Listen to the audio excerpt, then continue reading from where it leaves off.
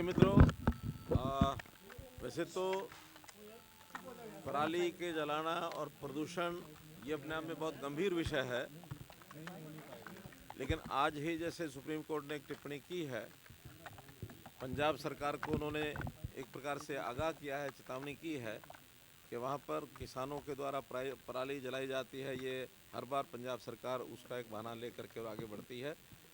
साथ में supreme court ने ये भी कहा है कि किसान पराली न जलाए, इसके लिए अगर कुछ उन्होंने ध्यान करना तो हरियाणा की तरफ देखें। हरियाणा ने जैसे किसानों को बहुत से इम्प्लीमेंट्स दिए हैं, बहुत सा कैश इंसेंटिव भी उनके लिए लागू किया हुआ है। पंजाब सरकार को भी यही कहा है। पहले तो मैं हरियाणा के अपने किसानों का बहुत बहुत धन्यवाद करता हूं, जिन्होंने हमने जिस प्रकार के मैयर्स उठाए हैं, जैसे उनको हमने कहा है उस प्रकार की बातों को सब मानने लगे हैं और अब पराली वो जलाते नहीं हैं। पराली का उपयोग होता है, पराली बिकती भी है, इसका व्यवसायिक एक प्रकार से लाभ भी उनको होता है। और क्योंकि पंजाब को ऐसा करना चाहिए, मैं भी ऐसा ही आग्रह करूँगा कि इन चीज़ों से हमको राजनीति से ऊपर उठना चाहिए।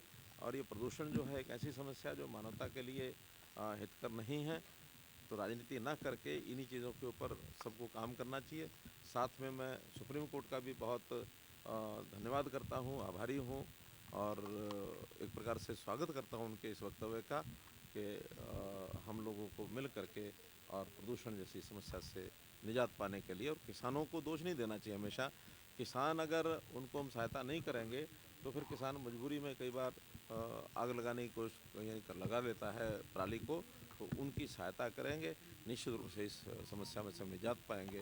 इतनी बात मुझे सिंह साहब, 2015 में जब आप सत्ता में आए थे तो ये जो स्थिति आज है ऐसी नहीं थी। आपने लगातार प्रयास किए, धीरे धीरे चीज़ें बदली और अब सुप्रीम कोर्ट ने भी हरियाणा सरकार के 8-9 साल के जो धीरे धीरे प्रयास हुए उनके ऊपर मुहर लगाई एक तरीके से, और ये कहा कि हरियाणा से अन्य राज्यों को सीखना चाहिए। लेकिन सर, खासतौर पर पंजाब की सरकार है या फिर दिल्ली की जो सरकार है, वो इस मामले पर लगातार राजनीति करती रही है। हरियाणा को ज़्यादा ब्लेम करते हैं, हरियाणा पे ब्लेम रहा सर। तो अब ये सुप्रीम कोर्ट के इस फैसले पर एक तरह से मुहर लगने के बाद आप ये मानते हैं सर कि उन राज्यों को अब अनुसरण करना चाहिए हरियाणा का? देखिए, मैं जैसे पहले कहा कि इस पर राजनीति नहीं करनी चाहिए, और दिल्ली के जो मुख्यमंत्री हैं अरविंद केजरीवाल लगातार इसके ऊपर पहले भी करते रहे हैं राजनीति। मैं तो ये कहता हूँ कि व्यवस्थाओं का पालन इस प्रकार से करना चाहिए। हमको ट्रैक करना चाहिए कि किसान जो है वो पराली जलाते तो कहाँ जलाते हैं, क्यों जलाते हैं, उनकी सहायता करनी चाहिए।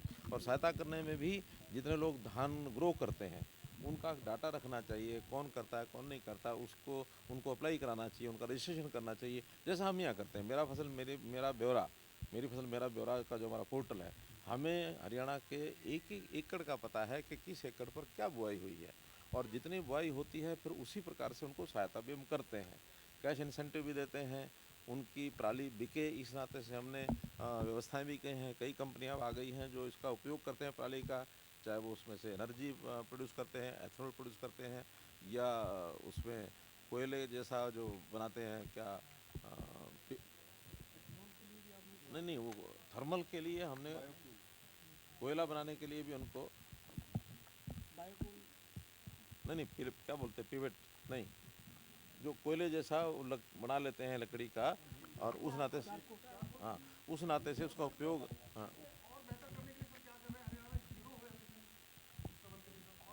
मैंने बताया कुछ लोग अब ऐसे हैं जो शायद उस प्रकार की उनको अप्रोच नहीं हो पाई है कि वो वहाँ तक पहुँच पाएँ और इसका लाभ उठा सकें, तो उनको सब हम संपर्क कर रहे हैं। और कोयला ना जलाएं, यानी ये पराली ना जलाएं, इसके लिए हम उनको आगाह भी कर रहे हैं। और साथ ही अगर कोई फिर भी नहीं मानता तो उनके खिलाफ सख्ती भी हम करते हैं, उनके एफआईआर भी करते हैं।